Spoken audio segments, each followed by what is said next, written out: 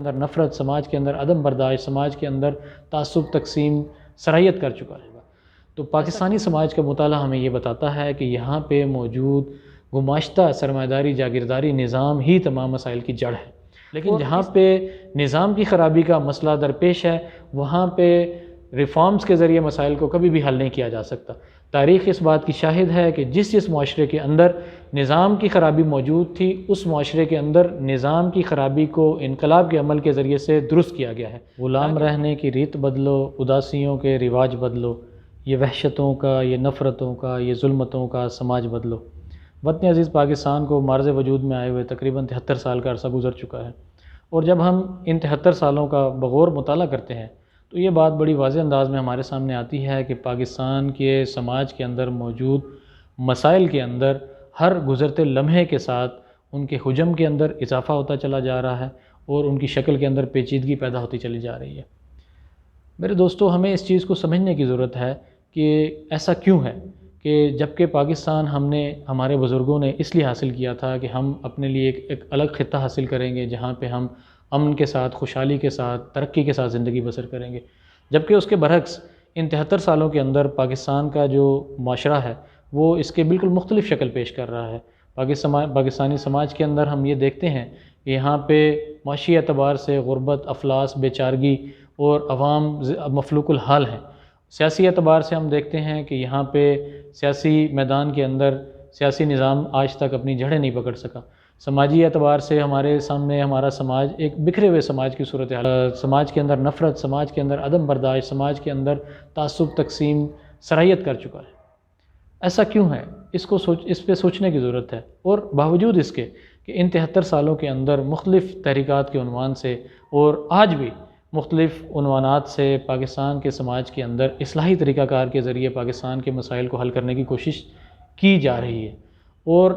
ہم یہ دیکھتے ہیں کہ جتنی بھی کوششیں آج تک اصلاح کے عنوان سے، اصلاحی طریقہ کار کے عنوان سے پاکستان میں ہوئی ہیں ان کا کوئی خاطر خواہ نتیجہ نہیں نکل سکا۔ پاکستان کے اندر جو موجود مسائل ہیں ان کے حجم کے اندر، پیچیدگی کے اندر اور ان سے پیدا ہونے والی تکالیف کے اندر ہر گزرتے لمحے کے ساتھ اضافہ ہی ہوا ہے۔ ایسا کیوں ہے؟ اس کو سمجھنے کے لیے ہمیں سماج کی سائنس کو سمجھنا ہوگا۔ کیا ہم درست نہج پہ، کیا ہماری تشخیص ہے وہ درست ہے؟ پہلے درجے میں ہمیں یہ سمجھنا ضروری ہے کہ پاکستان کے اندر جو موجود مسائل ہیں ان کی نوعیت کیا ہے۔ اگر تو مسائل کی نوعیت بنیادی ہو تو یقیناً اس کے لیے طریقہ کار مختلف ہوگا، اگر مسائل کی نوعیت ثانوی ہو تو یقیناً اس کے لیے طریقہ کار مختلف ہوگا۔ تو پاکستانی سماج کا مطالعہ ہمیں یہ بتاتا ہے کہ یہاں پہ موجود گماشتہ سرمایہ جاگیرداری نظام ہی تمام مسائل کی جڑ ہے، اور اس نظام کی موجودگی کے اندر، اس نظام کے زیر اثر، اس کی چھتری کے نیچے جتنی بھی تحریکات چلائی جائے، جتنی بھی کوشش صرفی کی جائے، چاہے وہ مذہب کے پلیٹ فارم سے کی جائے، چاہے وہ زراعت کے میدان میں کی جائے، چاہے وہ تعلیم کے میدان میں کی جائے، اس کا کوئی خاطر خواہ نتیجہ نہیں نکل سکتا، کیونکہ جس گھر کی بنیادیں غلط انداز میں اٹھائی گئی ہیں اس کی جو عمارت ہے وہ کیسے درست تشکیل پا سکتی ہے؟ جبکہ دوسرا معاملہ کیا ہے کہ ثانوی نوعیت کے مسائل، یعنی کہ نظام درست بنیادوں پہ کھڑا ہے لیکن نظام کی زیر اثر اداروں کے اندر، نظام کے زیر اثر جو ادارے ہیں ان کی جو طریقہ کار ہے اس کے اندر مسائل ہیں، ان کو یقیناً ریفارمز کے ذریعے، تحریکات کے ذریعے حل کیا جا سکتا ہے، لیکن جہاں پہ نظام کی خرابی کا مسئلہ درپیش ہے وہاں پہ ریفارمز کے ذریعے مسائل کو کبھی بھی حل نہیں کیا جا سکتا۔ تاریخ اس بات کی شاہد ہے کہ جس معاشرے کے اندر نظام کی خرابی موجود تھی اس معاشرے کے اندر نظام کی خرابی کو انقلاب کے عمل کے ذریعے سے درست کیا گیا ہے، نہ کہ وہاں پہ اصلاحی تحریک کے ذریعے لوگوں کے اخلاق کو درست کیا گیا ہے اور معاشرے کو درست کیا گیا ہے۔ ہمارے لیے جو بہترین نمونہ ہے تاریخ کے اندر، جو انسانیت کے لیے بہترین رہنمائی ہے، محمد الرسول اللہ صلی اللہ علیہ وسلم اور ان کی جماعت، ان کے طریقہ کار، جو ان کی سیرت سے ہم یہ اخذ کرتے ہیں کہ انہوں نے عرب کے معاشرے کے اندر موجود جو مسائل ہیں اس کی جو بنیاد ہے وہ وہاں کا سسٹم، اس کو گردانا، اور پھر انقلاب کے ذریعے اس سسٹم کو چینج کر کے عرب کے معاشرے کو مسائل سے نکالا اور ترقی کی راہ پر گامزن کیا۔ تو اس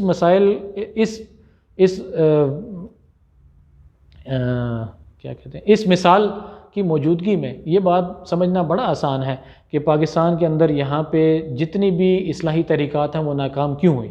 کیونکہ پاکستان کے اندر موجود جو نظام ہے، چاہے وہ معاشی نظام ہے، چاہے وہ سیاسی نظام ہے، چاہے وہ سماجی نظام ہے، یہاں پہ موجود سرمایہ دار طبقات کے مفادات کی مصلحتوں کے تحت کام کرتا ہے، اور سرمایہ دار طبقے کی موجودگی میں، گماشتہ سرمایہ دار طبقے کی، جاگیردار طبقے کی موجودگی میں، ان کے اثر و رسوخ کی موجودگی میں کبھی بھی پاکستان کے عوام ترقی کی منزل سے ہمکنار نہیں ہو سکتے۔ اس لیے یونائٹڈ پاکستان بڑے دو ٹوک اور واضح انداز میں شاہ ولی اللہ محدث دہلوی کی فلسفہ اور فکر کی روشنی میں، مولانا عبید اللہ سندھی کی تشریحات کے تناظر میں بڑے واضح انداز میں اور دو ٹوک انداز میں یہ بات سمجھتی ہے، اور یہی بات نوجوانوں تک بھی پہنچاتی ہے کہ پاکستان کے اندر اگر ہم نے پاکستان کو ترقی سے ہمکنار کرنا ہے، اگر ہم نے پاکستان کا یہ منظرنامہ مسائل کے بجائے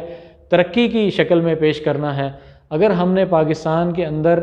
سماج کو وحدت کے اندر پرونا ہے، اگر ہم نے پاکستان کے اندر سیاسی نظام کو مستحکم کرنا ہے، اگر ہم نے پاکستان کے اندر خوشحالی لے کے آنی ہے، اس کے لیے ضروری ہے کہ پاکستان میں انقلاب کے ذریعے یہاں پہ موجود سرمایہ داری نظام اس کو جڑوں سے اکھاڑا جائے، اور اس کی جگہ کے اوپر نیا نظام تشکیل دیا جائے جس کی بنیاد میں عدل کار فرما ہو۔ تو یونائٹڈ پاکستان آج اپنے تمام نوجوانوں کو اپنے اس پلیٹ فارم سے یہ دعوت دیتی ہے کہ وہ آئیں، یونائٹڈ پاکستان کا دست و بازو بنیں اور اس کے اندر اپنا کردار ادا کریں۔ بہت شکریہ۔